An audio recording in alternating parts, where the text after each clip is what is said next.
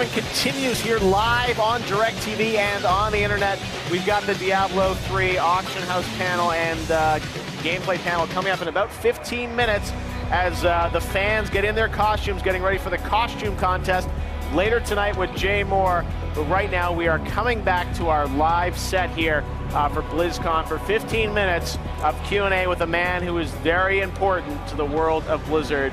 Of course, the co-founder and president and CEO of Blizzard, Mike Morhaime. Mike, it's great to have you back Jeff here live on DirecTV. Nice to have you guys back here at Blizzcon. Yes, it's a yearly tradition. We saw you this morning at the opening ceremony. Now, what does it feel like to be in front of 26,000 people? And we were talking before. I mean, just the roar of the crowd. Does it energize you? Well, leading up to when I walk out, we showed that kind of retro video, 1991, leading up to last year and everything, and the crowd was just, there's so much energy building up to that, and I mean, for me, it's like the friendliest crowd in the world, but the energy in that room is incredible. So it's a lot of fun, but don't get nervous anymore? I get nervous still, absolutely. I woke up very early this morning, couldn't fall asleep. Oh my God! Well, you had some good news though, so that helps. You had a lot of big announcements for the fans. Well, you've got Twitter up and running, so if folks have questions for you, I know you're on Twitter now too, at Mike Morhaime, and Kat and I are both on there with our names. Saw Mr. Pandaria was trending earlier. Really happy about that. Yes, that was awesome. I saw you tweeting that. So if you have a question for Mike, you can send it to us right now on Twitter, and we'll make sure to call it up, Kat, because we know fans have some questions. They do. Actually, before we get started to Twitter questions, I just wanted to ask you, looking back at the last year, what are some things that stand out most to you? I know we had the 20th anniversary, which was a big thing. What are some memorable moments for you over the last year? Well, let's see. Getting StarCraft 2 out was just a huge event. I'm a huge fan of the series, and I absolutely love playing and watching the tournaments. You're actually a big StarCraft player.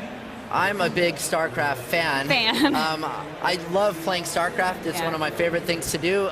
I'm not the best StarCraft player, but even that, I think with StarCraft 2, it's the first time I've been able to go online and play, and I'm winning 50% of my matches. That has never happened before. So kudos to the matchmaking with StarCraft 2. So I'm getting some good games in there. I love watching Day 9 and the Day 9 dailies. It gives us some good tips.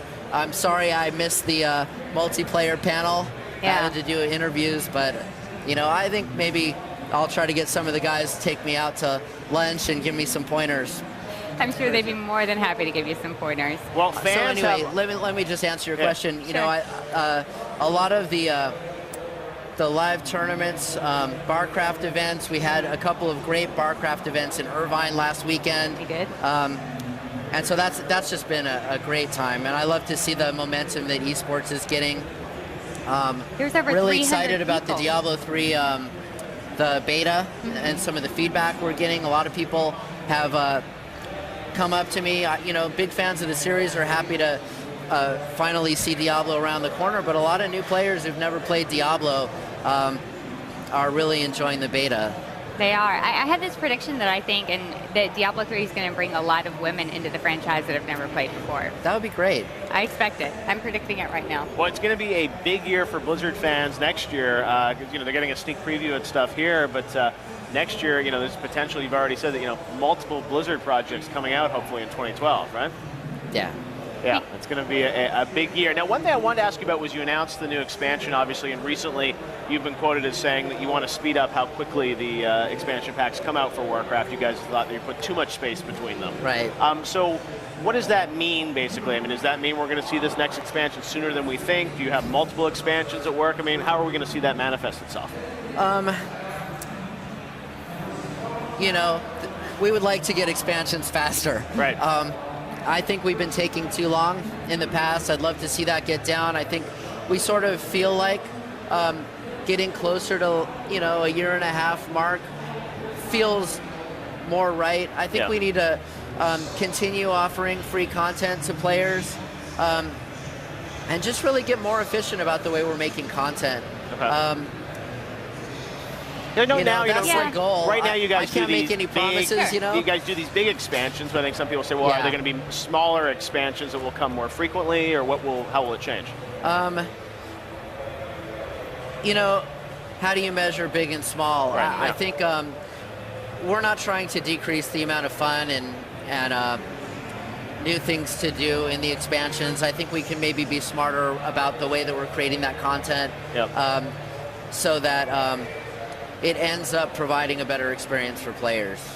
All right, so it sounds like 20. You're not committing anything, I'm sure, but 2012 for the new expansion seems like a safe bet, then, right? I think that's a safe bet. I have a question from Twitter, and it's incredibly simple, but as soon as I read it, I marked it. Me finding what her name is so I can read it, or his name, whoever, we'll find out. But Z. Krogman asks, what's it like to be the president of Blizzard? What's it like? It's really tough to answer that question. I mean, when I come to BlizzCon, it's just such a great feeling to be here, and I've gotten to interact with some of the players. We have a charity dinner benefiting Chalk, which is the local children's hospital in Orange County, and just getting to talk to people from all over the world, all over the United States, and hear their passion for World of Warcraft and our other games, and it just really makes you feel good about what we've been doing and feel appreciated. And there's really nothing better for the development team to come here and see the reaction from players on what we're doing. So what's it like to be president of Blizzard? I'm very proud of everything we've accomplished over the past 20 years.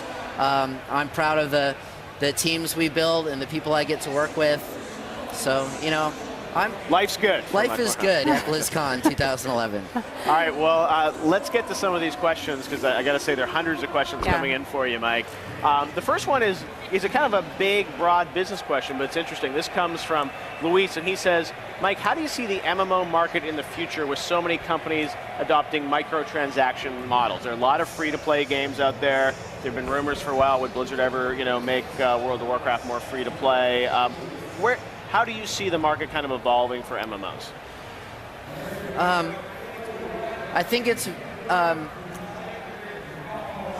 a really difficult market to compete in, and so I can understand,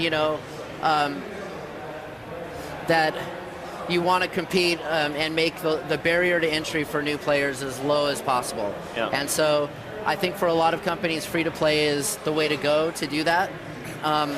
I think for us, we've been trying to compete on the high end of the market, and so I don't really see free-to-play necessarily in our future, although I do think we've started playing around with this a little bit with the World of Warcraft Starter Edition, but I do think that we need to continue making the game more accessible to new players who've never tried the game, and lower that barrier so that it's just easy to try, easy to get into. I think still the best way to expose World of Warcraft to new players is through a friend. There's no tutorial that we're going to do is going to be as good as having somebody that you can go to and ask questions and kind of hold your hand in the beginning. So I think we want to look at ways where we can encourage and assist our players in doing just that. Wow. All right, good answer. Let's move right on, Kat, right? We got more coming in. Do you have one? Sure, I absolutely here. No more Twitter questions for me, huh? Exactly. No, we have a lot more Twitter questions for you, actually. Well, we're going to talk about this, but Lady Kazez actually just asked it for Mike Morheim. Will the Tauren Chieftain Allegiance come back this year? The artist formerly known as Level 80 Tauren Chieftain. They may get an upgrade to 85 today. We don't want to spoil anything, but I hear there's going to be... we may just skip right past 85. We'll see. But new music tonight, right? We are playing this year. Okay, yes. We're so excited about it. It's just what a treat. We get to open for the Foo Fighters. Is Dave Grohl going to maybe play drums with you guys? Go 2 sets now? Unlikely. Unlikely. But some new music at least, We do. We have some new music, and we've been working hard, practicing. So we're really excited about it. Samwise and you and the gang are ready. All right, so we'll see you guys. That's tomorrow night opening act for the Foo Fighters. Yeah. Can you tease any title names for us, song names? Oh, no, I think we'll leave them guessing for now. We'll have to wait and see. All right, well, more questions coming in for you here. This one is from Lord Gabriel. Now we get to the questions with people asking about future things. I'm going to take this one, actually. All right, fine. All right. Okay, I promised Mike I was going to ask this. I made an analogy before when I was talking about the new game, and I used the phrase Warcraft 4, so I'm going to ask you officially for the crowd. Are you in development of Warcraft 4? I can tell you all of our real-time strategy resources are completely focused on StarCraft 2. Thank you. And Blizzard Dota. Yep. Sounds good. Well, and also you've got, as you said, I mean, you guys are working on the unannounced MMO that you're not talking about here, and then obviously, World of Warcraft, and then Diablo. One thing that some people are asking on Twitter, and I was wondering about too, is, Diablo's getting close to release. You said early 2012 for it, and there's been a lot of talk online about the idea of you guys bringing in console programmers to experiment with the idea of Diablo for consoles. You haven't announced anything, but it sounds like you're getting pretty serious about that, right? I think we still think that the gameplay and the interface of Diablo could make for a really great console game. Yep. I mean, our focus right now with Diablo is to get through beta and get the game out. Yeah. So we wouldn't see a console version coming out alongside the PC release, no. right? So it would have to be something in the future. We're focusing on the PC online version. Right. PC and Mac. All right. Well, we will stay tuned, but it's encouraging that you guys are looking into it. I just want to throw one in real quick. I was talking to DJ Wheat, a shoutcaster for StarCraft 2, and he had just gotten out of the ESL finals, and he was making an analogy that said that right now in North America, StarCraft 2 is very similar to what StarCraft was like in 1999 in Korea. That level of excitement is what we're feeling here in North America, which is pretty exciting. Barcraft, 300 people. What is Blizzard going to do to foster that community in North America and keep this momentum rolling? Well, what we started doing is really reaching out to all of the people organizing live events, viewing the matches, and helping them get the word out and publicize those things. So you can go to StarCraft2.com and you can see a list of events. I think that's kind of how it starts. And it's interesting because I think that also will help expose StarCraft 2 to more people, because they'll be in the bars or restaurants, and maybe they went to watch football on a Sunday, and what's going on over there? You guys are watching a video game? Yeah. It's kind of how it starts. You start to see more and more of it. I think that's how it started in Korea too. And there are very basic things that you can teach the audience to help them grasp onto it, like the rules of baseball or the rules of football. Yeah. Okay. You have a Twitter question for us right there? Well, there's literally hundreds of questions waiting for Mike. Here's one that's a big question from John Paul. He says, for Mike, what's the hardest decision you've ever had to make as the CEO of Blizzard? That I ever had to make? As CEO of Blizzard. That you can share. I guess it's when it comes to when we've actually decided to cancel a game. Like Warcraft Adventures, things like that? Warcraft Adventures was a really tough decision. That actually came very shortly after I became president of Blizzard. Okay. It was one of the first big decisions I had to make. Wow. And we looked at the game, and it was actually really the story I think you guys are familiar with, because ultimately formed the foundation for Warcraft 3, the storyline. Let's see. I think Monkey Island, one of the Monkey Islands had just come out. Grim Fandango was in the works. Lucas, had been doing these 2D graphical adventures for a really long time. We really looked up to them, and I think it was the last Monkey Island. It came out. It was awesome, and it just really did not have. It's almost like they missed the window. 2D graphical adventures were kind of on the way down, and here we are working on a really awesome Warcraft adventure game, but it wasn't even as good as Monkey Island, and we knew that we had to do a lot of work to hit that bar. And the opportunity cost of doing that versus focusing on other games that we had in development, we just viewed as too high. StarCraft Ghost was another tough one for us. And back then this was right after we released World of Warcraft, and things were just blowing up with World of Warcraft. We had StarCraft 2 in development, and we got into this situation where StarCraft Ghost was not getting the attention or resources that it needed to be successful. We'd find a great 3D artist. He'd come in. The Ghost team wanted him. StarCraft 2 wanted him. World of Warcraft wanted him. Who gets him? Not StarCraft Ghost. Yeah. Right. And we ultimately just had to make the decision. We could not provide that game an environment where it could get the attention that it needed to become a Blizzard quality game. And it was tough at the time, but that team ended up helping all of the Blizzard projects become so much better. Tough decisions, but the ones that had to be made. All right, Mike, well, we're going to wrap up with you because we've got to get to the Diablo 3 panel. Jay Wilson, the team, is going to be on stage in just a minute here. Awesome. Talking about the auction house. So we're going to head on over there for the Diablo 3 auction house and gameplay panel with Jay Wilson, the team. We'll see you right back after that. Thanks so much, Mike. Thank you. To the Diablo 3 gameplay and auction house panel. Your panelists are Jay Wilson, Jason Bender, Wyatt Cheng, Andrew Chambers, and Chris Haga.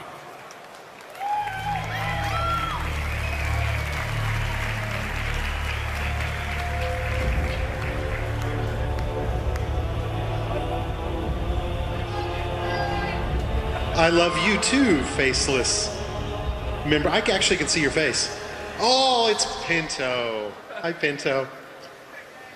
What's up, BlizzCon? How you doing? You guys ready to talk about some Diablo? We're good. So I have to tell you, the Endless Forces of Hell, they got some plans for you guys. But I have to say, looking around the room, I think you can take them. I think so.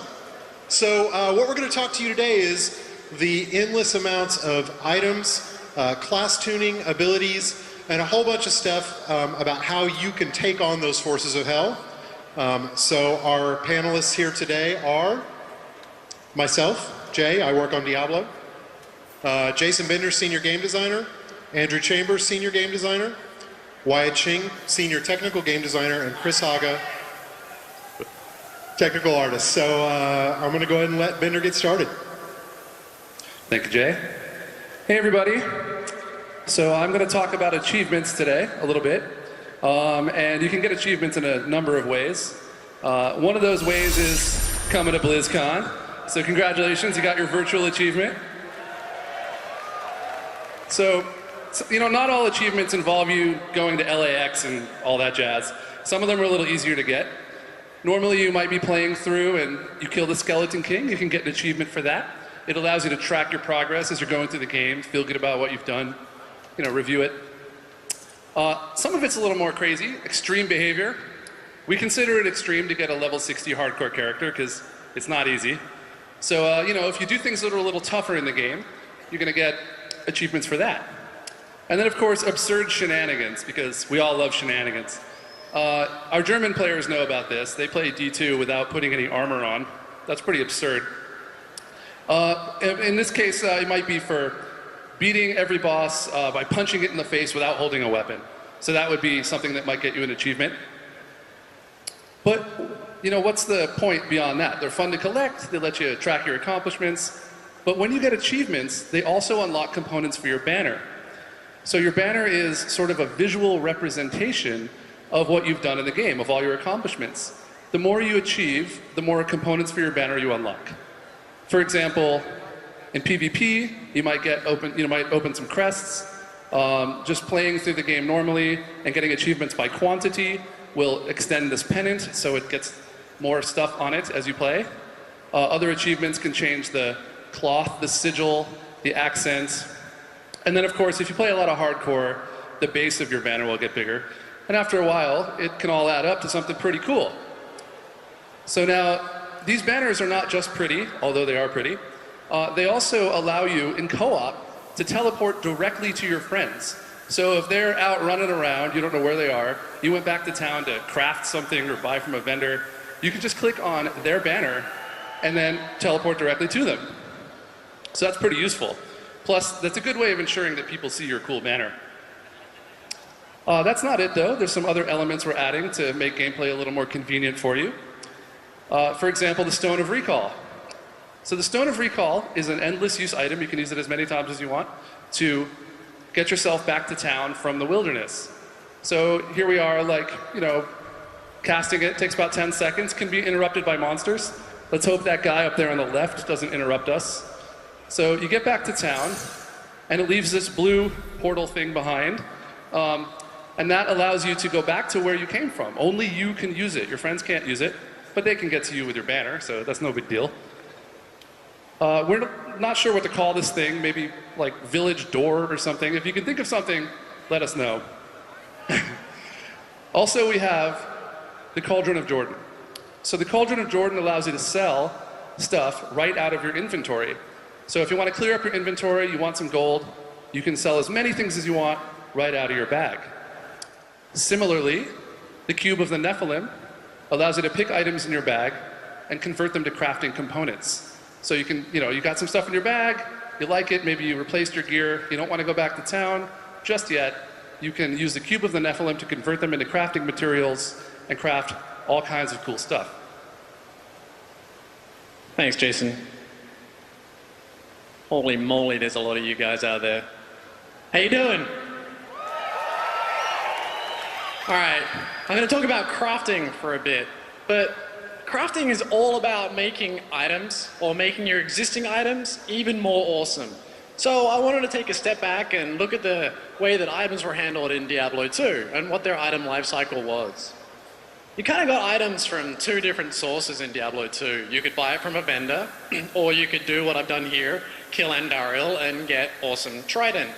Once I've picked up that item, I'm probably gonna say wear it for a while, but then it's gonna get upgraded, and I can trade it to my friend for some gold, maybe if I'm lucky, or I can sell it to Chassis here for some gold. What do I do with that gold? Well, you could gamble it with Geed. Geed allowed you to buy these unidentified items for like crazy amounts of gold or crazy little amounts of gold, and then you identified them and found out what it was. The system is actually really cool because it gave you access to some super powerful items, but a lot of people had a really negative experience when they first tried it out, so they never really went back and kept on doing it again and again and again.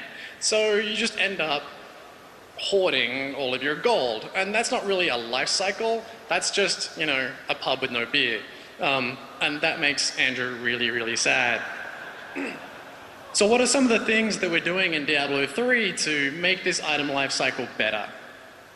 First off, I want to talk about the Mystic. The Mystic is where you go if you want to enhance your items. She can take any item that you have, like your chest piece or your bracers, and she can add an enhancement to it.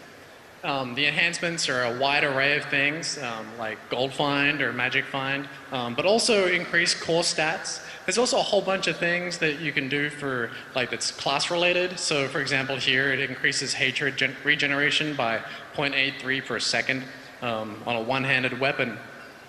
The interesting thing about enhancements in Diablo 3 as opposed to WoW is they're actually random.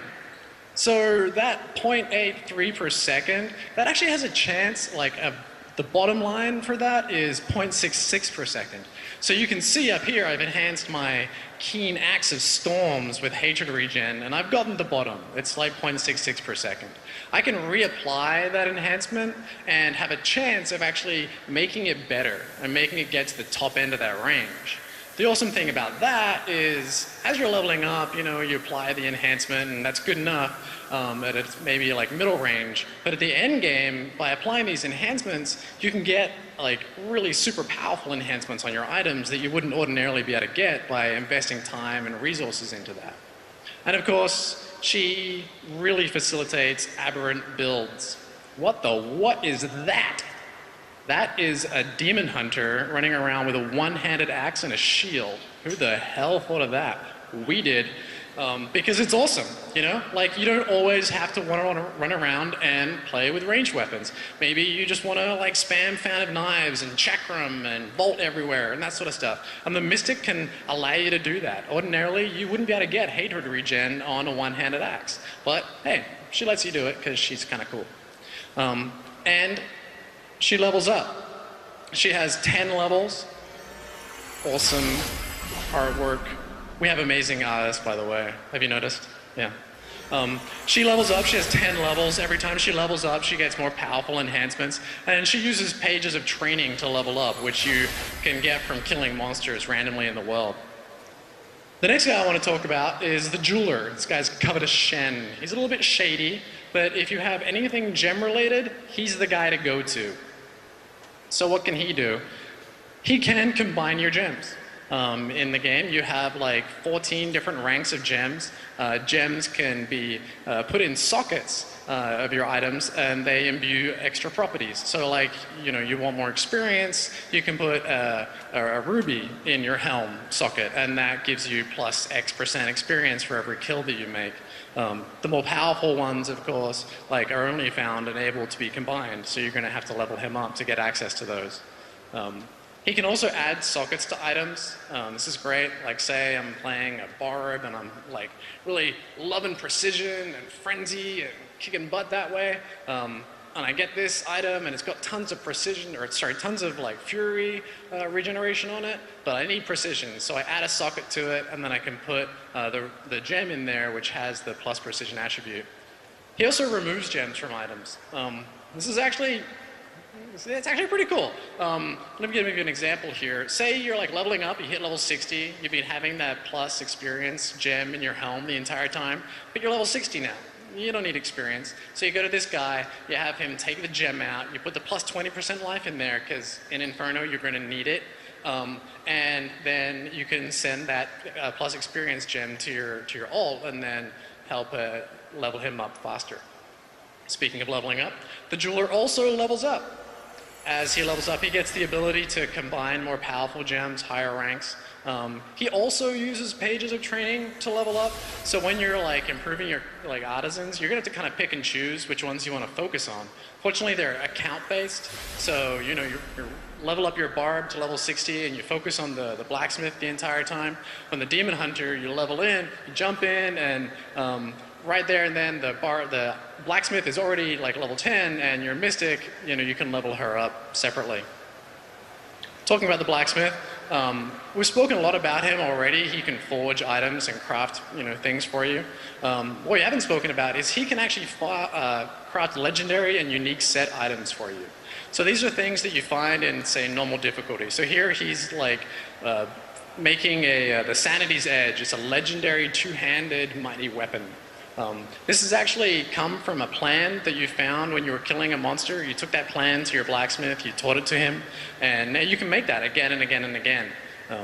He can also make the unique set items. Now, this is a normal difficulty unique set. You're gonna find this in the world when you're playing normal. The tricky thing about Diablo is that these items can drop from anything. It's not like you can pick one boss and just go and farm that for your set. So we figured, hey, let's make it a little bit easier for you guys. And once you get this plan, you can then craft every item in this set to get the set bonus. So here I've crafted Born's Pauldrons, the shoulder pieces, and his Seething Rage, the one-handed sword. I've crafted those so I can wear them and get the set bonus. Makes it way easier. I mean, in Inferno, you're still going to be farming unique sets and that sort of stuff, but this is just a really great way of ensuring that as you're progressing through the game, you can still get the cool factor out of these things. So how does the Diablo 3 item lifecycle look with all those added features? Well, when an item's born, it can come from a vendor or from a loot drop. It can also come from crafting, or of course from the auction house. So what do I do with it? I can wear it.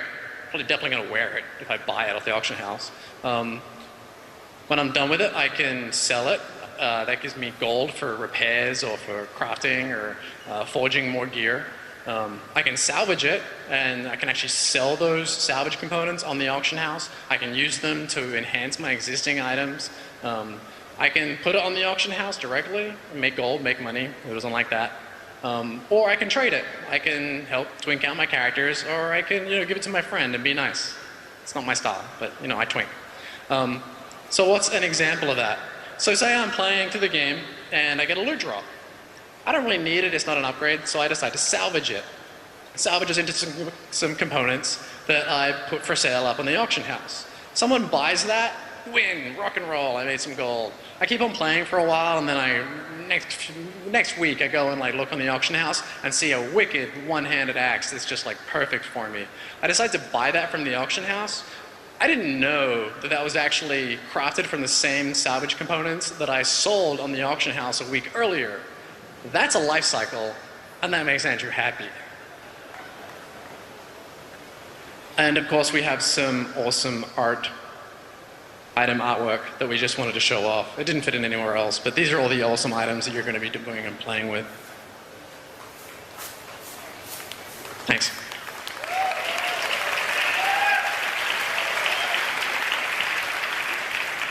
So who likes PvP? I like PvP. No. You like PvP? That wasn't loud enough. Who likes PvP? Blizzcon high five for PvP. I just high five Blizzcon. It's kind of awesome. Yeah. Well okay, done, sir. So I guess I better talk about PvP now. As a lot of you might know, last year we had Arena on the floor. This year, playable, we have Team Deathmatch.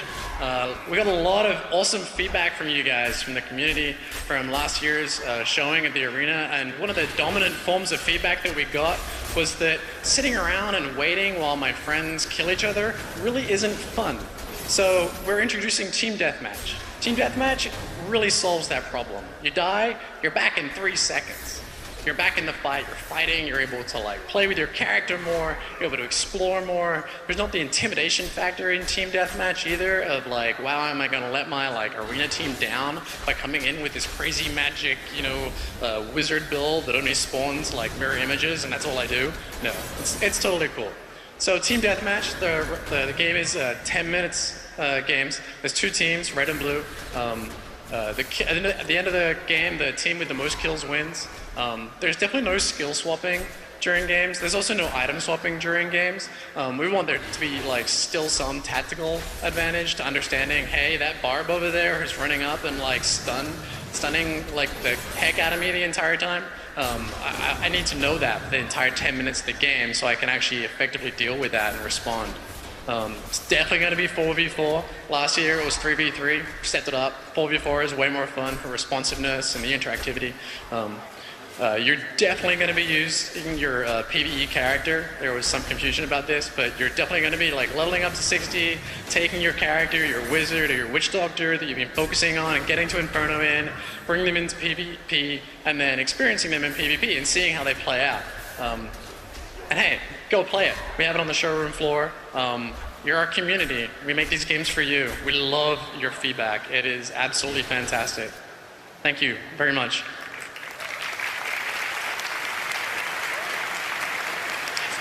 All right, so I'm going to talk about the auction house. I hope you guys like UI because there's a wall of it coming at you. All right, so why an auction house?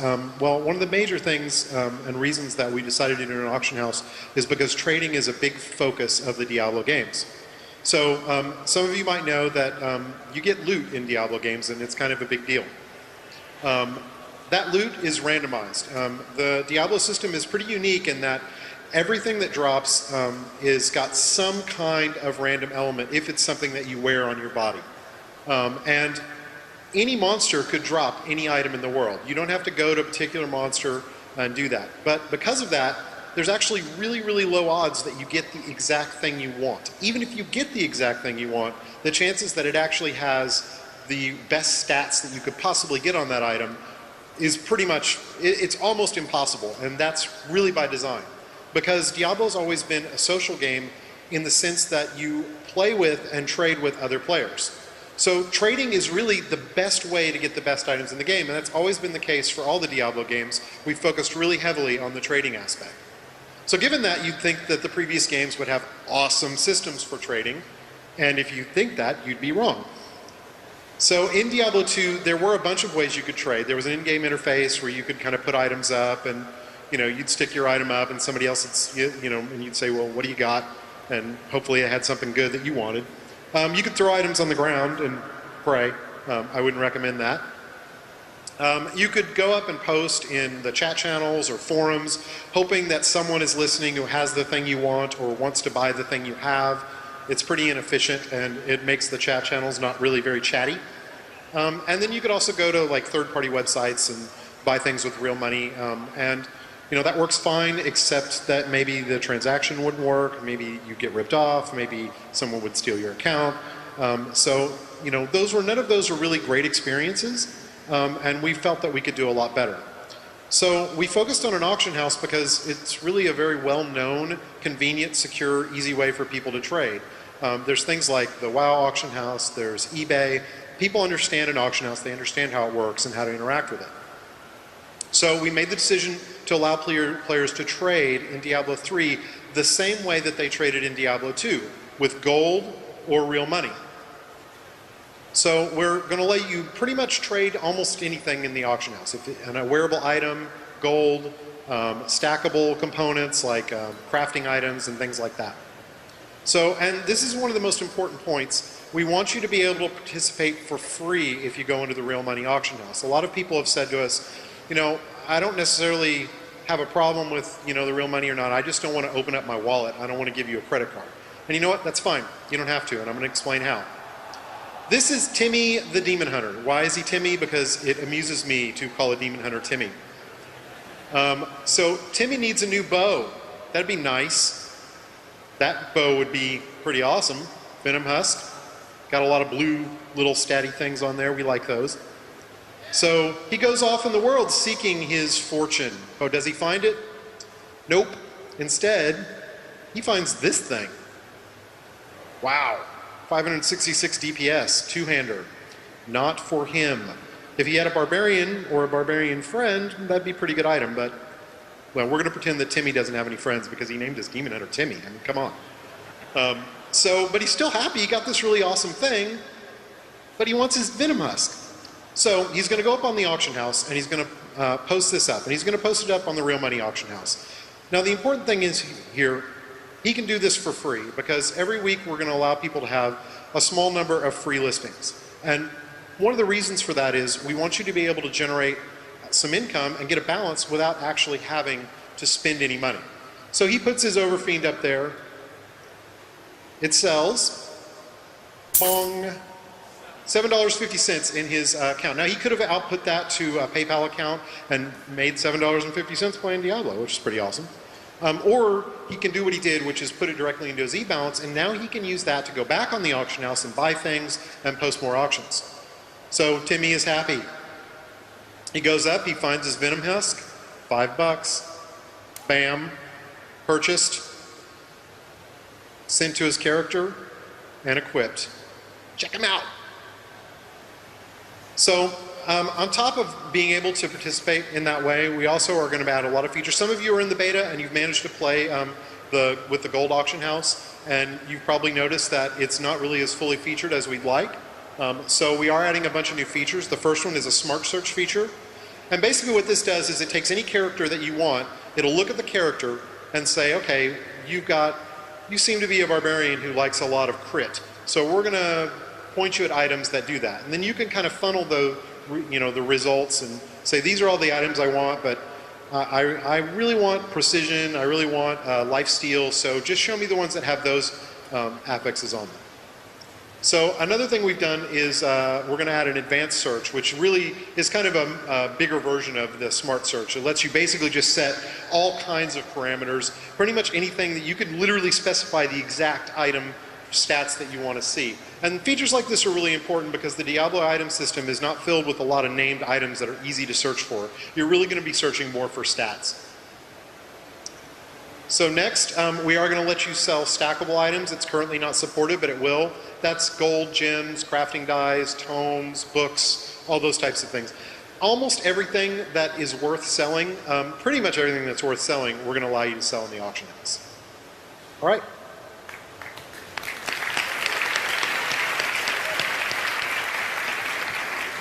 Let's talk about game tuning for a little while. We're getting ready to finalize a lot of the game components, particularly the difficulty in the classes and the monsters. We're making a lot of improvements to the monsters. I'm going to be talking a lot about changes that we've made since the beta, as well as changes that we've made since last year's Blizzcon. For those of you who don't know, a lot of the content for killing monsters in Diablo is based around rares and champions, and they have magical properties like Electrified or Plagued, Teleporter, Desecrator. We have a couple of new affixes that we've been putting into the game over the last few weeks. One of those new ones is actually on display in the video over here. It's called Mortar. Mortar is, the monster has the ability to lob these grenades. We felt like a lot of the affixes that are currently in there penalize melee much more than ranged, things like Electrified and Plagued. So Mortar actually shoots grenades a minimum distance. So if you're, let me go back on that. If you're a melee character, the grenades will actually fly right over your head. Moving on to some passive skills, we're going to talk about the classes. A lot of the focus has been on making passives good. We've had feedback that some of the passives are interesting, but some of them aren't so interesting. Some of the classes don't all seem to have equally interesting number of passives. Here's one of the new passives that we've got for the Barbarian. One of the things about passives is they actually serve a number of purposes. Some people want passives that support specific builds. Some people want passives that introduce cool new visual elements. In this case, we felt that it was important for a Barbarian to be able to have a defensive build option, and we also felt that it might be instructional for players who aren't sure if a Barbarian could be built in a tanky sort of way, so we have this new passive Nerves of Steel to help support that playstyle. Some of our other passives, this one's on the Witch Doctor, Fetish Psychophence. It summons one of the little fetish helpers to fight along your side, and this happens anytime you cast a physical skill. It's things like Poison Dart or Plague of Toads, 3% chance in every cast, so that's a really popular passive internally as well. Another passive I have here is Combination Strike. So if you guys remember the Spirit Generators, this one's a monk skill. In the past, we've called them combo skills. Combo skills, Spirit Generators, sort of interchangeable. In this case, if you use multiple different Spirit Generators together, you get a DPS increase. And the more Spirit Generators you combine together, the larger the increase. I'm going to go through some of the classes now and talk about them. Oh, sorry, one more thing. Synergy. So this is an interesting thing that's come up over the last few months as we've been tuning passives. Is the situation where you have too much synergy can actually be bad. So the example that we have on the board, up on the PowerPoint, is counterattack. Whenever you dodge, you automatically damage your attacker. Sixth Sense, which gives you increased chance to dodge, and Evasive, which gives you an increased chance to dodge every time you critical strike. Each one of these passives is pretty cool on its own, but when you put them all together, we felt like it was actually taking away build diversity rather than increasing it. Because as soon as you took one passive, you had a synergistic advantage for taking a second one, and then the third one. And if we give you 3 passives to choose from out of 15, we're actually pigeonholing players rather than allowing them to explore. So we've been seeking out these sorts of overly synergistic passives and removing them. Talk about the Barbarian.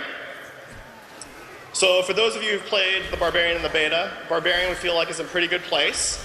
He's fun, he's visceral, he's doing a lot of things that we want to do. A couple specific areas that we wanted to target.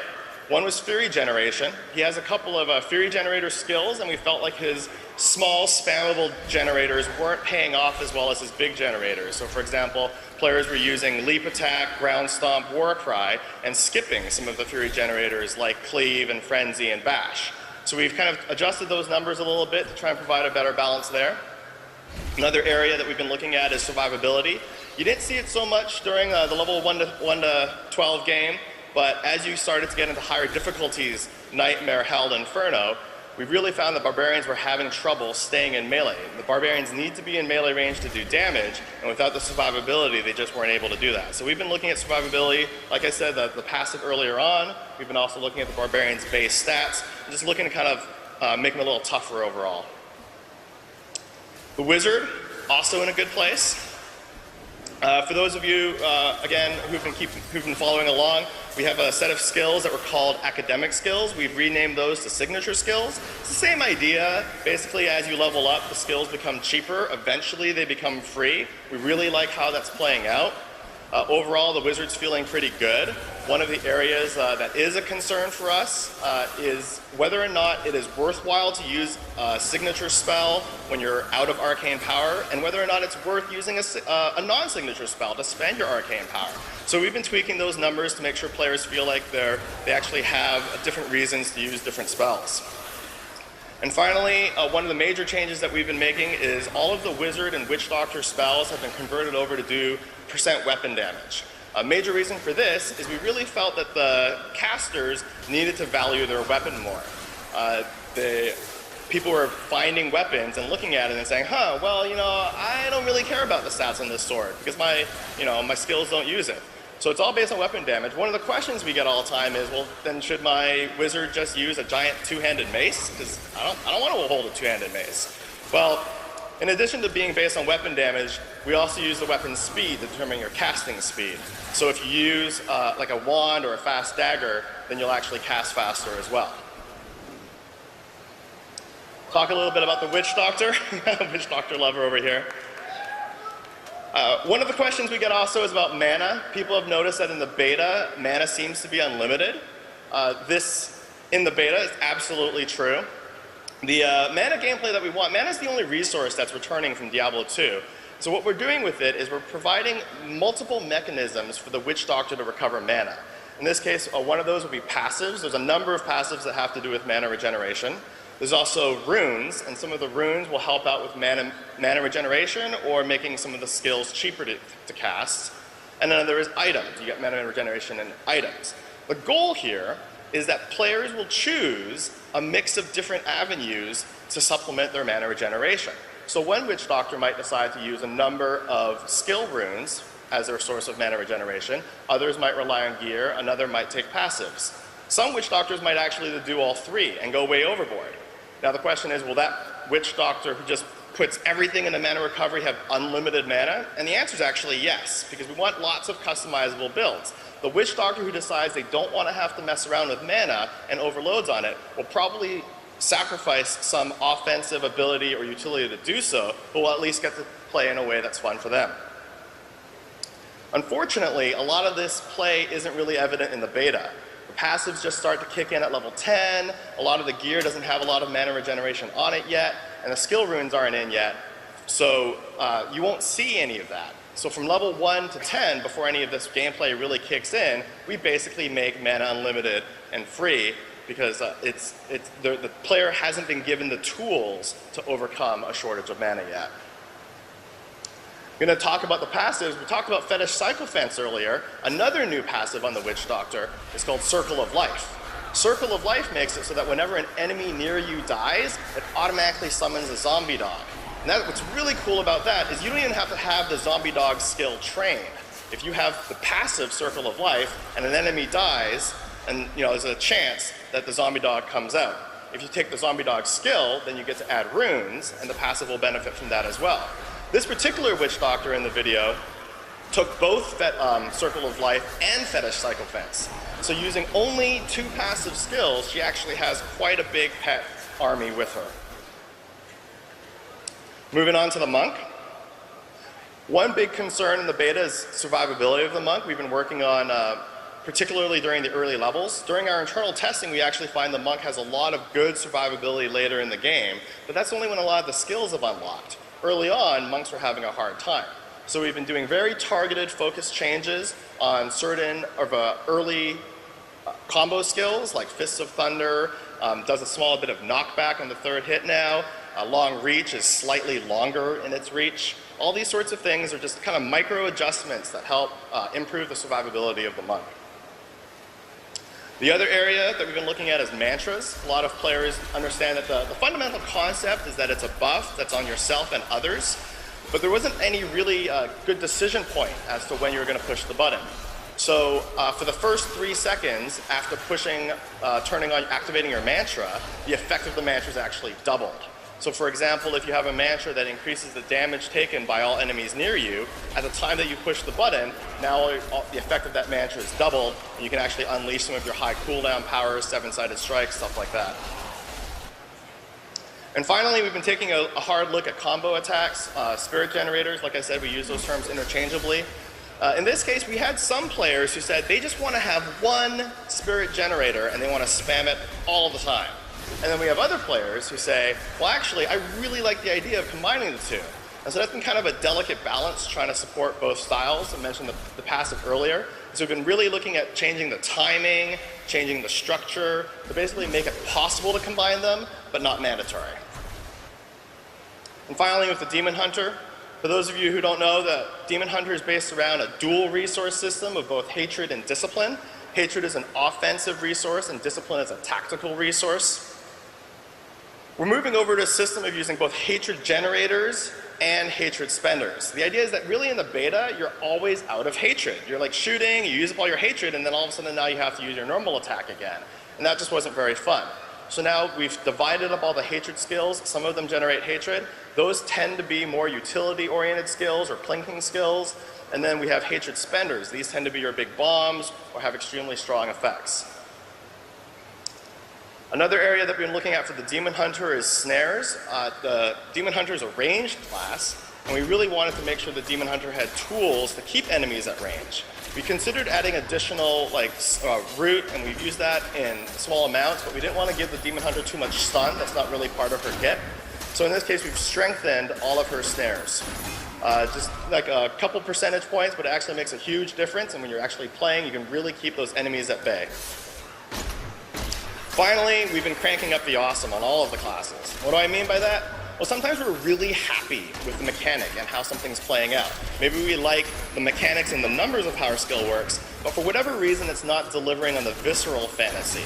And so we've been working a lot with our technical art department to basically amp up the visuals, amp up the feel, amp up the effects, so that the skill still functions mechanically the way we want, but has a lot more appeal.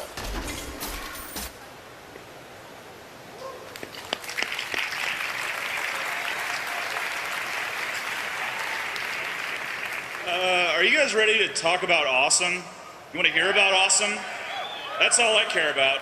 Awesome is awesome. Let's get these words off the screen. Oh, it's more words. Okay, so kick-ass gameplay is more than just a great idea or a great mechanic. Really, to be pushed in the stratosphere of pure awesome takes a synthesis of the two. So today I'm going to walk you guys through a mausoleum of ideas that didn't quite make the cut, and the things we've done to give them a spark. First up is the monk.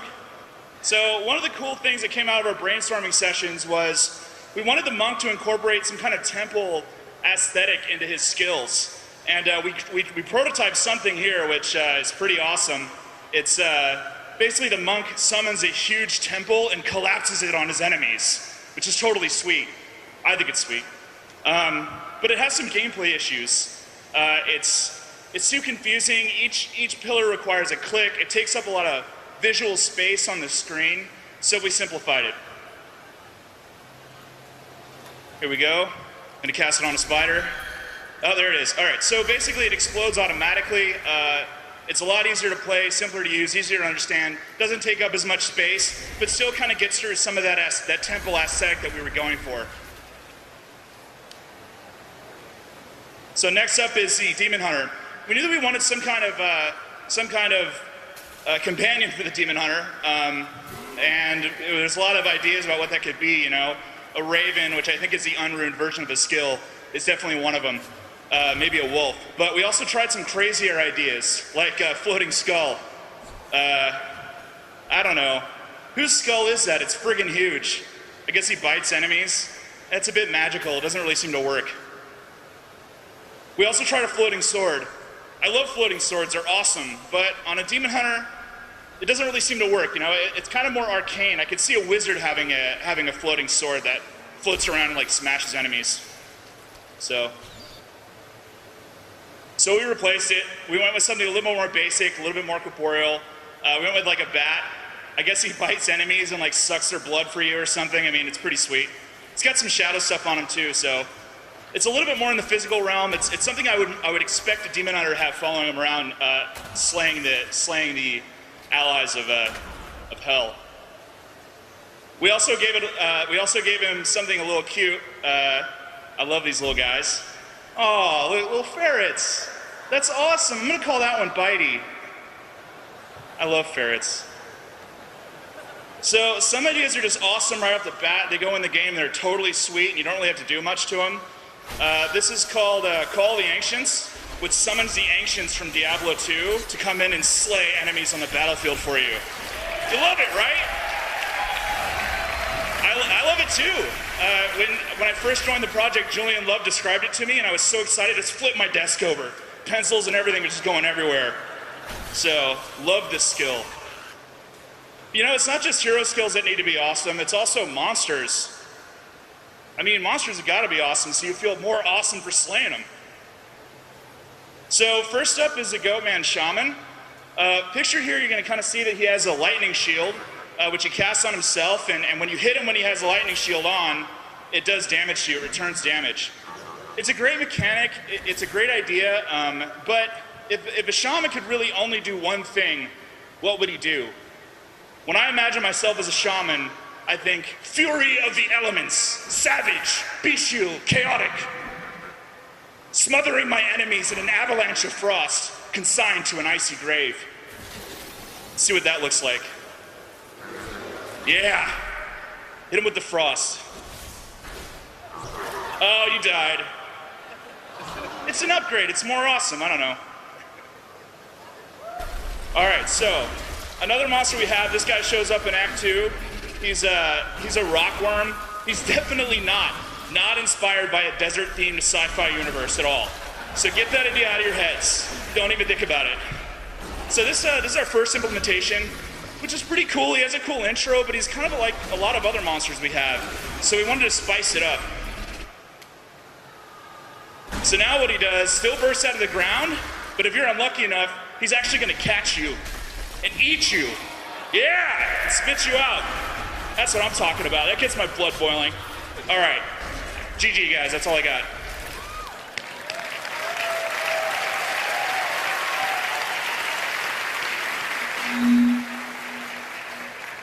Ow. All right. So we've talked about, some skills. We've talked about some items. We've talked about the auction house. Let's talk about all the stuff that's going to kill you. So there's 4 difficulty levels in Diablo 3. Normal, Nightmare, Hell, and Inferno. You progress through those in a kind of linear order. I'm going to talk a little bit about each one of these. Well, more about Normal and then more about Inferno. So Normal. This is really the beginning of the game. It's Act 1 is kind of our tutorial. One of the things that at Blizzard is our general philosophies is we don't like kind of standalone tutorials very much. We don't like, showing up and having like somebody show up and give you a wall of text that you have to read. We just want you to go kill stuff. We want you to learn how to play the game by playing it. So as a result, kind of the early part of Act 1 is pretty easy. So monsters have really low awareness. They're not very aggressive. They won't really kind of attack you very, very kind of seriously. They don't attack very fast. They have a tendency to stand around. They're a little ADD. They have really, really limited abilities, especially in Act 1. Like, it's really uncommon to see even a ranged monster in the first act. So each act is really designed to layer on more challenges. And we literally kind of bucketed all our monsters into different categories, like ranged and kind of proximity AoE and distance AoE and area denial and all these different abilities that they can do. And then we kind of gave them a rank score of what we thought was most difficult and kind of progressed those through all the difficulties. So in the later acts, you get into kind of more responsive monsters that are much more aggressive, much faster, and also have a whole bunch of new abilities that they come after you with. Oh, who put that there? What does it mean? So, yes, what does it mean? It wasn't a double, though. It was just a single. It doesn't mean anything. This is the feedback we get. Normal's too easy. We get this from the beta feedback. We get this internally. I have people come to me every day and say, yeah, we know, it's early in the game. It's supposed to be easy. You don't understand, dude. It's way too easy. I remember Diablo 2, and Diablo 2 was not this easy. You're wrong. This is Diablo 2.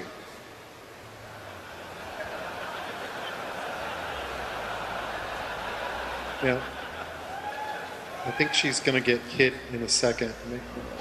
Oh, no, he missed. Oh, she got hit. Okay. Oh, she took some damage. I think she's going to be okay, though. So, this is on purpose. Because early on, I know we're awesome. We're great at games. And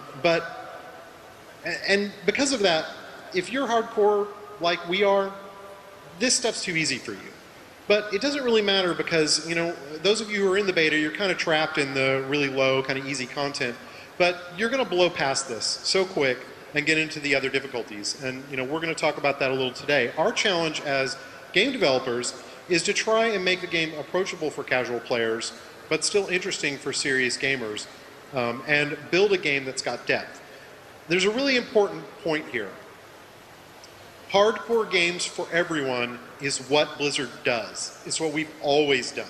So one of the things that people say to us is the game feels really, really easy in the early game. Are you just making the game for casual players now? And we say, no, we're making the early game for casual players because we want to turn them into hardcore players. And because we do that is why we have so many wonderful people here today. So, and that's what we're going to keep doing. Thank you. That being said, I'm sure some of you are going, yeah, but come on, is it really hard? Like, how hard is it? It's not really hard, is it? You know, you got soft. It's not that hard. Well, you know, you're not going to believe anything I say. I'm going to be like, yeah, it's super hard, whatever. So one of the things we asked some of the guys on the team to do, we got a whole bunch of people on the team who are playing the harder difficulties now, and we've asked them to, you know, do a little bit of a testimonial so you guys can see how hard the game really is. So you've got normal difficulty, you've got Nightmare, Hell, and Inferno. Normal mode was pretty casual. It was very fun, you know, you're one-clicking, you know, having laughs. Once you get into like Nightmare mode, it starts kind of turning into all business. You're like, whoa, whoa, whoa, like that thing just killed me. The game really starts, for me anyway, at Nightmare. Once you go into Hell difficulty, it starts getting really hard. And then you beat that, and you thought that was hard, and then you get to Inferno, and you just have a whole new set of challenges. That first rare monster pack is basically going to own you. You really have to watch your defensive stats, and at the same time you're trying to build up your magic find, and it's hard because you have to. It's a fine balance. You're going to really need to use your gems and your enchants to really boost up your defense just to survive and not get one-shotted. Sometimes just the AoE damage will almost kill you instantly. The whole thing is about survivability. You're not going to do any good to anybody dead. When you just rush into a boss in Nightmare and above, they will kill you so quick. Man, the biggest drop I want is gold. We spent so much money on repairs. A group of us probably spent a good hour wiping on a single boss. But you really got to play as a team in the later difficulties. The way the game's tuned right now, people have no idea what they're getting themselves into. People of the world, you've played this much of normal, which is this much of farming level. When you get to Nightmare and Hell and Inferno, you will get your asses kicked, we promise.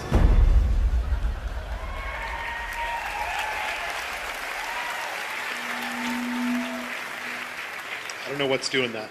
I'm doing it somehow. Power of my mind, I guess. So higher difficulties, what are those all about? What are we going to do there? How are they going to be different than the normal difficulty? And that's what I'm going to tell you. So Nightmare, Hell, Inferno, these are our higher difficulties. A lot of the things we focus on in these higher difficulties is things that we can do to add depth to the game. So new item affixes. So one of the things that we found is that the Diablo item system is pretty dense. It's a pretty hardcore system. And so we've actually decided to go ahead and pull a lot of the item affixes that say don't matter that much in normal difficulty and just push them to the higher difficulties and not even bother in normal. I mean, a lot of you probably remember Diablo 2 and you'd get, you know, resistance items gear in normal difficulty and you didn't even care because resistance is in normal difficulty. It's not that hard to stay alive in normal. So those are the kinds of affixes that we pushed up. And by pushing those kind of out of normal difficulty, what we do is we introduce new attributes in higher difficulties, which adds a lot of depth to how you build your character and really increases the item game. So one of the other things we do is focus a lot on rares and champions. Rares and champions are basically randomized monsters. We can take kind of any monster in the game and then we have a bunch of different powers that we give to them that get kind of randomly assigned. So, well, I think I went too fast. So rares and champions early in the game, they've got kind of 2 powers in normal difficulty. In Nightmare, they can get up to 3 powers, and in Hell and Inferno, they can get up to 4 powers. And we also have a whole bunch of powers that don't even start showing up till you get past normal difficulty. And a lot of these powers really introduce new mechanics. So, and this is probably the best example when people ask us how much have you really built the game for the higher difficulties. 70% of the items in the game don't even show up until past normal difficulty. So these are some examples of just some of the high-end gear that you can get in some of the higher difficulties. So Inferno, this is our new difficulty that we announced a few months back. It's basically a maximum level difficulty. Once you reach maximum level, you can go to Inferno, and it's meant to be content that's always challenging, that you can never truly out-level. So we get this question all the time, can I solo Inferno? And the answer is yes, you can solo Inferno. And the reason for that is that we've always viewed Diablo as a cooperative game for fun. We don't require you to do cooperative play to get into the content. And I'll get into why in a little bit. We're also doing multiple tiers of items in Inferno. So tiers is really kind of a term that's not typically used with Diablo games, but it's more of a WoW term, but it's kind of an easy kind of transfer of ideas. Essentially, there's multiple tiers of items that appear in Inferno that are increasingly more rare. So the idea is once you get into Inferno, that first tier of new items you'll start seeing more regularly, but that second and final tier are much, much harder to get. And so it really increases the depth of the item game at that level. So, and rares and champions are really going to be the best loot in the game. And one of the things that we're trying to avoid in Diablo 3 is boss runs were fun in Diablo 2, but they got monotonous after a while. So we're really trying to find ways to get you to focus on randomized content as the way to get the best loot. And this is going to be an ongoing problem, something we're going to continue to look at even after Diablo 3 ships, because we do think that there's going to be some optimal paths within the game, but those are things that we want to fix so that it's really fun to kind of go and do a broad array of content to get the best loot. So, and then your kind of excess loot and gold, it's all going to get funneled back into crafting and item enhancing, which we talked about earlier. So, and crazy builds. So this is one of the big things that we want people to do, not just throughout the game, but definitely in Inferno. I'm going to talk about that a little bit.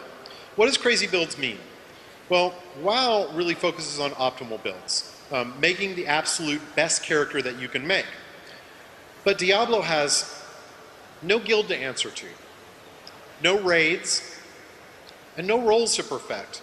And these are important facts to kind of realize about Diablo because it changes the nature of how you play the Diablo game.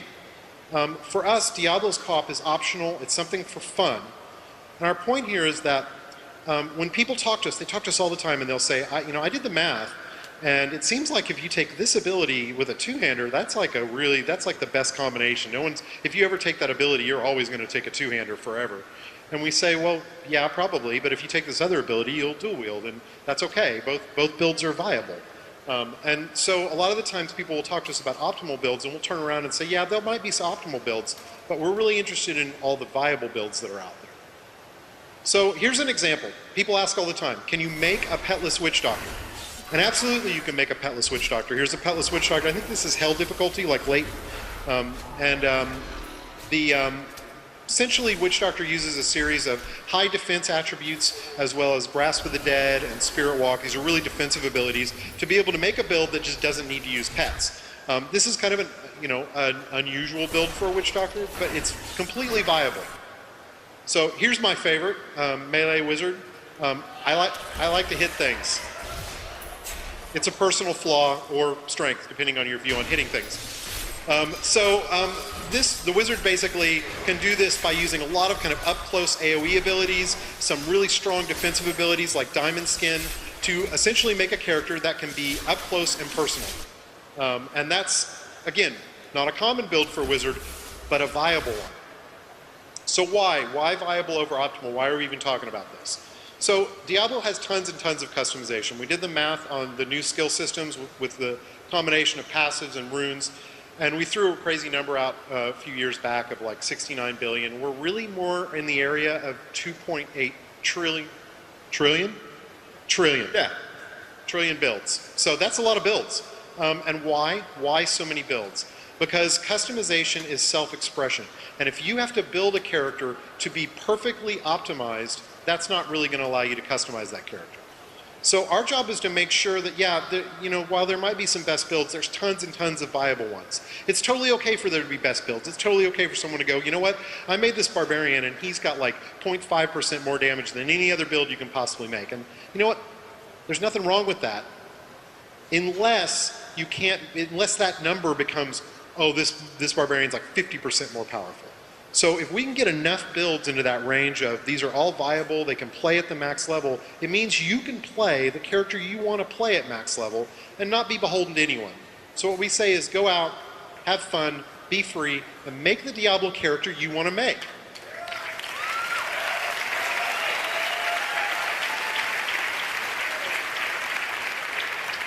All right, so we're almost done here. A little bit of beta feedback. We really wanted to show how your feedback has directly impacted the development of Diablo 3. So there's way too many examples to kind of come up with of the ways that the feedback we've gotten from all of you has made the game better. So we just kind of picked some top 3. So the first one's the skill system. This is becoming more and more common. Watching people play basically while their skill system UI is sitting open. And why? Because we let them swap out whenever they want. And we thought that was cool because we wanted people to experiment with their builds, but what we didn't want was for people to literally actively in combat be switching skills in and out. It's just not a fun experience. We allow that in combat. It's not fun.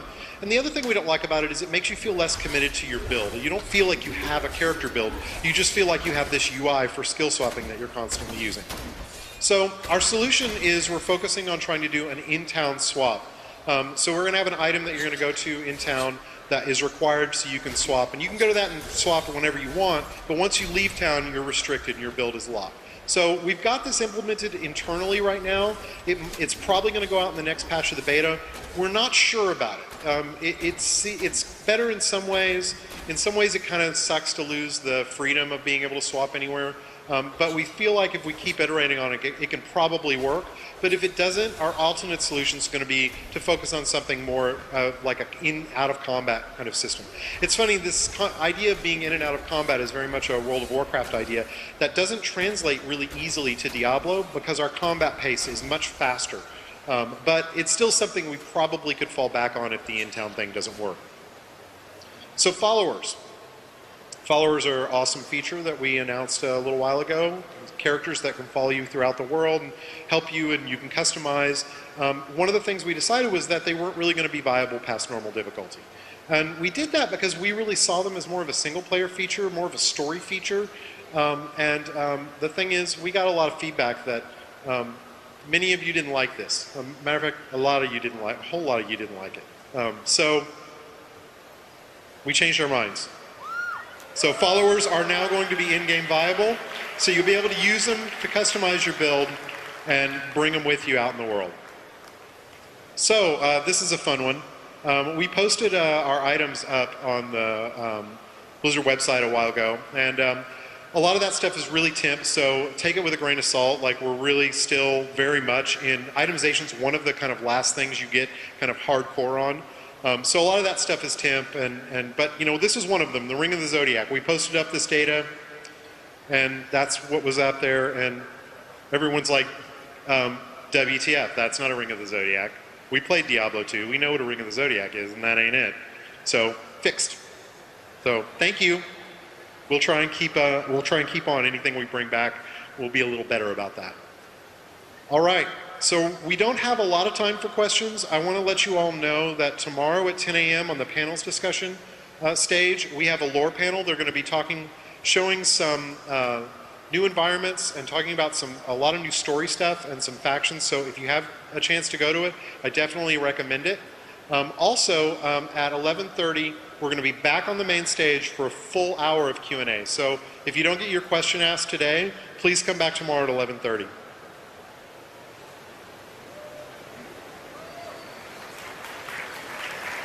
Thank you. I don't know. Where are you going? Come back here. There you go. I think we only have time for one, is what the thing in my ear is telling me. So this gentleman stepped up. So Chad's the villain. He's the reason we can only have one question. No. My name is Jay. Here we go. Are the amount of free postings for cash items on the auction house going to be limited by a day-to-day basis, weekly or monthly? It's going to be weekly. We don't know exactly how many we're going to do, but it should be enough to be able to do a good amount every week, and then it'll refresh on a day that someone who is not me will choose. Thank you. All right, guys, I'm sorry. That's it. Thanks for coming out.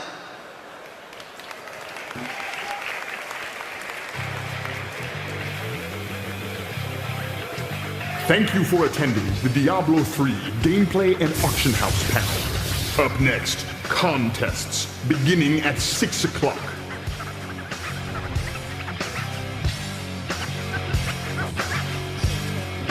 All right, that wraps up the Diablo 3 Gameplay and Auction House panel, but these are some of the amazing costumes we're going to see later tonight with the costume contest, always a highlight of BlizzCon, and earlier today, Adrian Curry got to meet up with the host of that contest, Jay Moore, to hear what we can expect from him tonight and some of these amazing costumes. Over to you, Adrian. What's going on? Thanks, guys. I'm hanging out backstage with the badass and awesome Jay Moore. Wow. Yeah, that would be you. All right, that's me. We got a big costume contest coming up. Are you going to dress up? This is the first con I've ever been to out of costume, and I'm kind of sad. I totally will next year, I promise. How do I know you're not like some kid from Bakersfield dressed as Adrienne Curry? Well, because I'll walk around with a security, guard thing going on, because sometimes people are like, oh, hey, what's up? No, they're not. But let's segue out of the costume contest. Watch me cheat out. Cheat?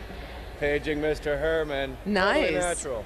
Dude, tell me about the dance contest last year where the undead dude snapped his kneecaps. Yeah, there was an undead male from Arizona. He broke his leg. Just kind of, I spit, but it didn't get on. No, it didn't get on you though. I tend to make men drool. It's okay. Yeah, you're a lovely gal. I mean, if you like girls, if that's your thing. A kid broke his leg dancing, but his dance was just jumping up and down. And that's how he broke his leg? Yeah, I looked down. He had like 4 kneecaps. And then but he was also, I think, in the costume contest. Segway. So that's what made it doubly sad, because he had to go to the hospital instead of going into his costume contest. You know what that's from, dude, right? What's that? He probably has been raiding for the last year and a half and hasn't gotten up. And it was like the first time he really jumped around after raiding and forgot that he's not as awesome as his tune. I like your joke. Do you hear that applause you just got? Yeah, that was awesome. It wasn't for me. Hey, it's Direct TV, man. Yeah. I have to tell you, Adrienne Curry. That's Let's do it tonight. What are you doing tonight? Costume contest, right? Yeah, we'll have a good costume contest. I was going to join, but I forgot. I left my blue paint at home. And 2 years ago, a guy came up to me in the hallway and said, Jay Moore, party of the century tonight, bro. Party. And I peeked out my window. He said, meet us at the jacuzzi. There's like 40 guys in denim shorts, and there's like one 92-pound mage in the hot tub. Oh, no, you don't need to. No, I'm very happy you missed out on that party. I thought of just showing up and getting in the hot tub and just sit facing the jets like it's normal. Like, what's going on? And, see if I could keep my voice without any inflection. Avoid the mages that weigh that much in jean shorts. Yeah. Thank you very much, Jay. Back to you guys. Awesome. Well, thank you very much, Adrian. We're looking forward to seeing Jay Moore on stage with some of those amazing costumes and the dance contest. That's coming up at the top of the hour here. But before that, Kat and I have a special guest, a man who knows a lot about things online and BattleNet and whatnot. One of the key executives at Blizzard, Rob Rickenbacker. Rob, it is great to have you here. How's everything? Thanks.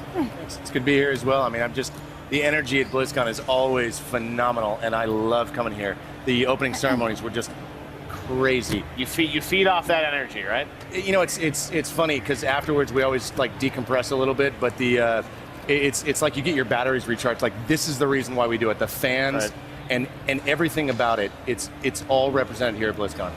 Well, you have such an amazing platform you guys maintain with BattleNet and all the different elements of that, Kat. I don't know how they do it.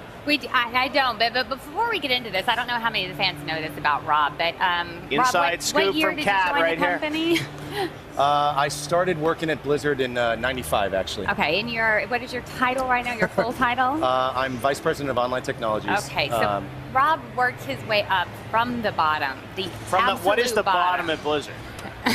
Well, in '95, '95, shine Mike Grimes shoes. In '95, the bottom at Blizzard was basically a buddy of mine faxing the hell out of Alan Adham to say, please give us a job.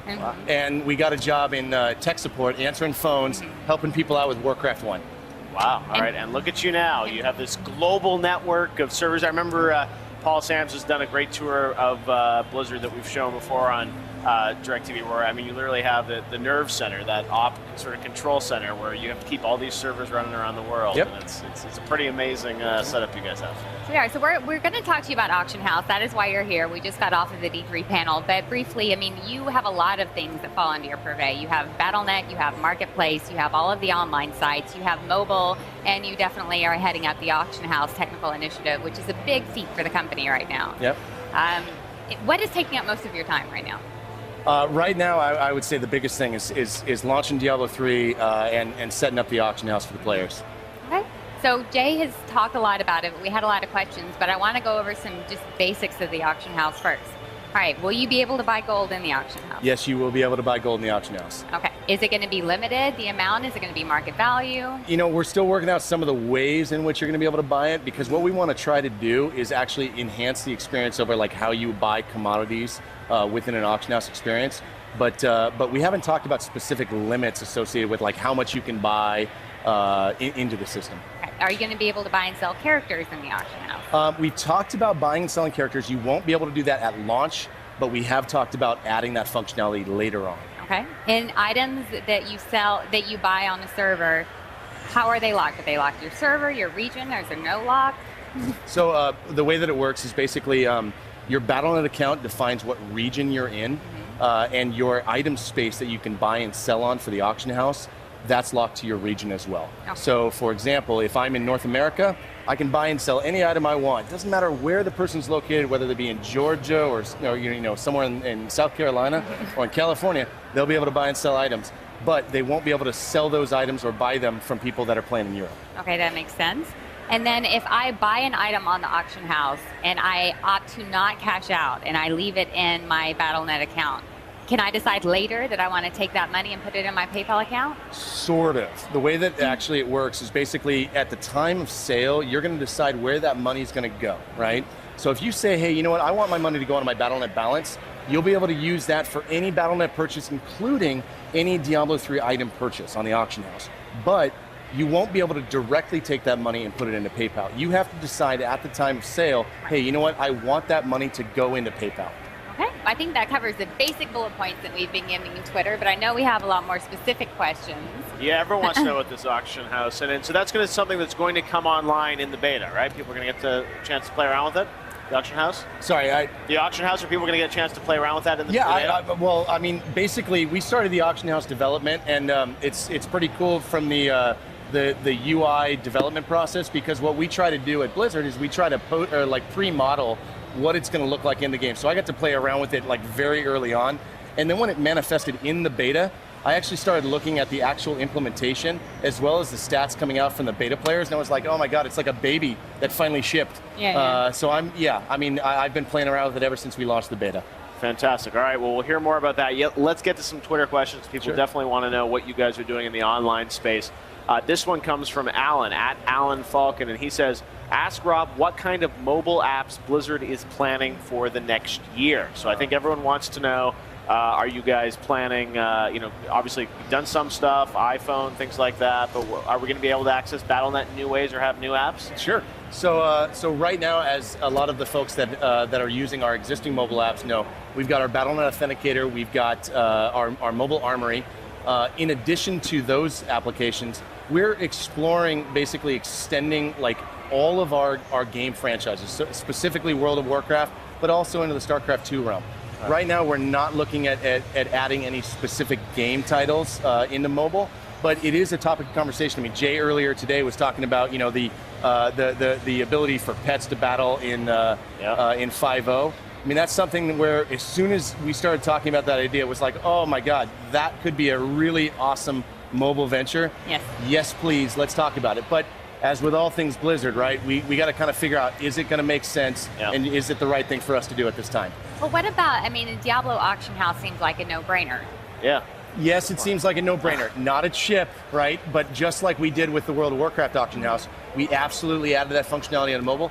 I fully expect that functionality to exist at some point on a mobile device, but not at the ship of Diablo 3. Not at launch, ruling that out. Is there an armory feed that mimics what WoW does, where eventually you might be able to have, be able to see your character on a mobile app on your phone? Oh, so now you're starting to go into all those really cool things that we've actually been doing over the past couple of years and really investing in the community and the social network feeds.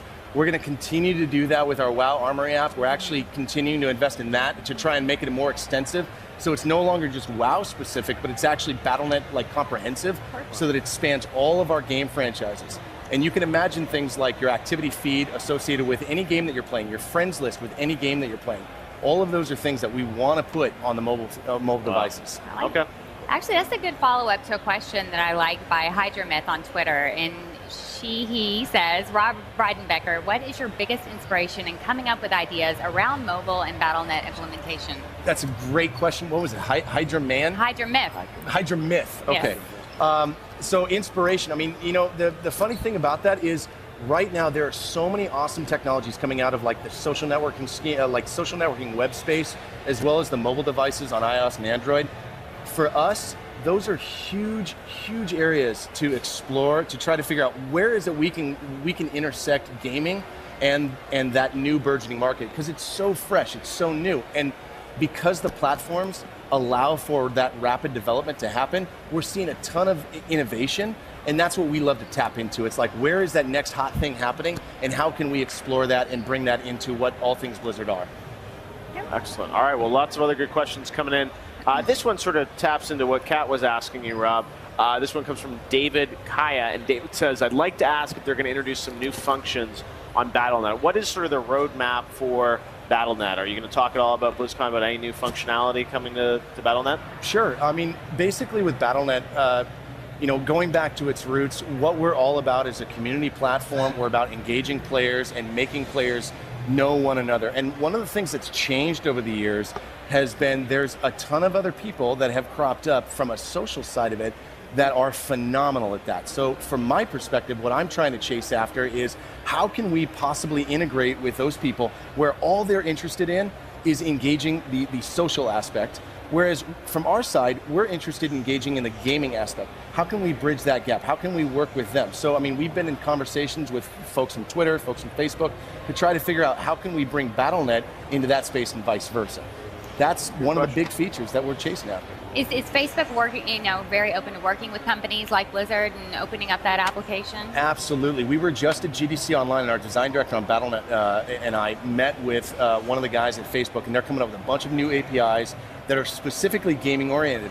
And when you start looking at, the gaming space on Facebook, it's phenomenal. But what Facebook's going after is they're actually saying, hey, you know what? The PC gaming genre, the iOS gaming genre, the Android gaming genre, those are areas that we want to chase after as well.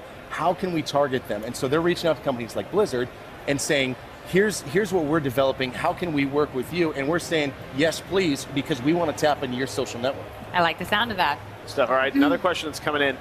This is, ties into esports and GOM TV and things like that. This is from Chris Bradley, and Chris says, are there any plans for the future to add an app where we can watch live games with a mobile app using Battle.net? That is an awesome question, and one of the things that we've learned over the years related to like live gaming and watching it on a mobile device is there's a production quality value, right? Like when you sit here and you watch DirecTV on for BlizzCon coverage, you're basically saying there's a production quality value.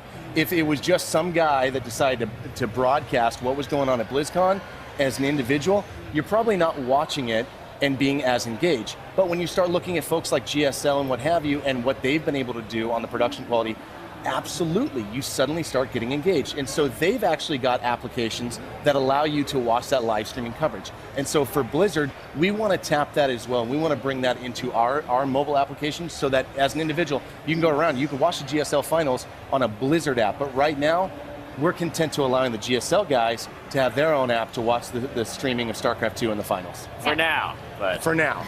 But seriously, you should, if you haven't seen that application and you're a big esports fan, you should search the App Store for it. It is very cool, and you can watch archive matches as well. Absolutely, no, fans love that. All right, well, we're getting ready for the costume and dance contest here. Let me see if we've got another great Twitter question for Rob before he goes. Go ahead, Kat. I actually have one here. I want to make sure that we talk about this. How do you expect to handle gold farmers in real cash in the auction house? That's everyone's big concern. I know you talked about it. No, it's a good question, and one of the things about gold farming in like World of Warcraft is, the reality is, World of Warcraft is a very defined drop system, right? You know when you kill this mob, you're gonna get this drop. Right. Diablo's very different. Anytime you kill a monster, it's totally random what you're gonna get. So it does change the nature. Plus, I don't even think that it's necessarily going to be like gold farming per se. I think what's going to happen is the diverse amount of items that exist within the Diablo universe are going to allow for, hey, you know what, if an individual wants to go in and spend a ton of time trying to find that really cool item that you want, you're going to be that much more excited if they happen to have it available for you in the auction house. Okay. I'm in. Now, one question I'll leave you with here. We got 1 minute until we start the contest. Are you guys ever thinking about building kind of original games in the mobile space? I mean, you know, Blizzard has a great history of, rock and roll racing games like that are fun. But I mean, are we going to ever see any of that stuff or anything new in the mobile space? Diablo 2. So is it around emergent games or is it around anything that's new as a standalone kind of game? Absolutely, the mobile gaming area segment is an area that we are talking about constantly. Okay. And from our perspective, what we're doing is we're taking a look at the landscape. We're trying to understand what it is that works, what doesn't work, and really, what game do we want to introduce the Blizzard brand into the mobile universe? So we'll see something. Eventually. Eventually. All right. Well, thank you very much, Rob Bradenbecker, the VP of Online. Now we're going to head over to the main stage because it's time for the costume and dance contest with Mr. J. Moore. I can't wait to see what costumes are going to be, Kat. Here we go. Heading over to the main stage, costume and dance contest on DirecTV. Ladies and gentlemen,